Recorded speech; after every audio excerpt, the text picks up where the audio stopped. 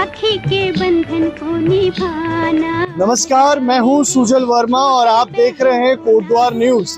कल 28 अगस्त यानी कि रक्षाबंधन का त्योहार है। आप सभी कोटद्वार न्यूज के दर्शकों को इस पावन पर्व की बहुत शुभकामनाएं। तो इस वक्त मेरी मौजूदगी कोटद्वार के तीलू रोतेली चौक पर स्थित सिद्धवली बाबा स्वीट्स में है।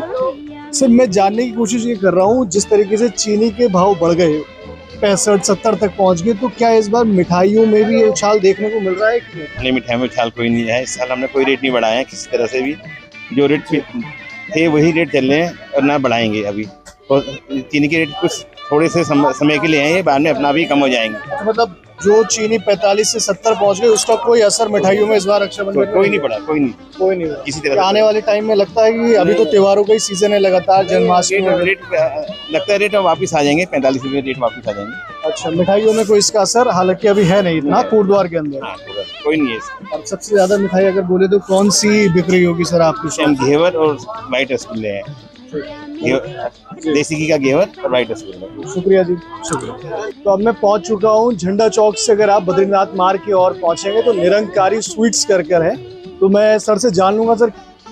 सर मैं जानकारी हम ये ले रहे हैं पूरे बाजार में घूम के, जैसे रक्षाबंधन है तो क्या जिस तरीके से चीनी के दाम बढ़े, तो क्या मिठाइयों में भी कोई हमको फर्क दिख रहा है इस बार? सर पहले तो मैं आपको नमस्कार करना चाहूँगा और रक्षाबंधन की बधाई पूरे आपकी तरफ से पूरे देशवासियों को देना चाहेंगे। सर थोड़ा बहुत फ़र्क तो जरूर पड़ा है, लेकिन रेटों में इंक्रीमेंट नहीं हुआ है। रेटों में भी वही वैसे तो जैसे है वैसे ही थे जैसे पहले थे।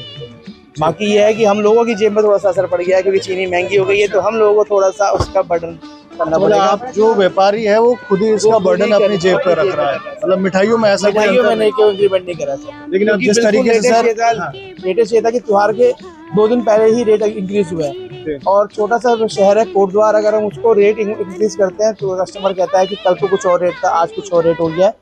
तो होप सो क्या होता है या क्या पता कि चीनी दोबारा अपने रेट पर वापस आ जाए, तो फिर हम लोग रेट नहीं बढ़ाएंगे। लेकिन अगर रेट बढ़ाने पड़ जाएंगे अगर चीनी दोबारा बढ़ती रही तो। लेकिन फिलहाल ये जो भी दाम है मिठाई के, चाहे वो घेवर हो, रक्षाबंधन जो है रक्षाबंधन में तो एज वही है। हो सकता है कि दिवाली में थोड़े बहुत 10% 5% रेट इंक्रीमेंट हो जाए। बम बाद में ही फटेगा। फिर अभी फिलहाल सब कुछ ठीक है। शुक्रिया जी, thank you sir.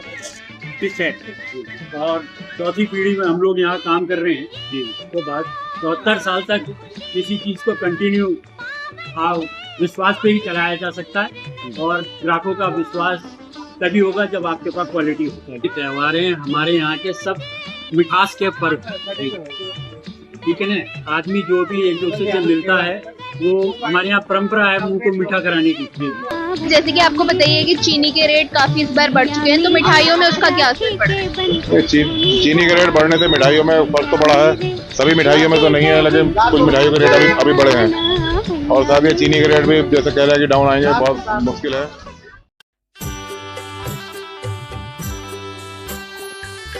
Deepak wedding planners and caterers Kotdwar. आपकी शादी हमारी जिम्मेदारी, हर पल यादगार, हर शादी खास। Dream wedding perfect plan.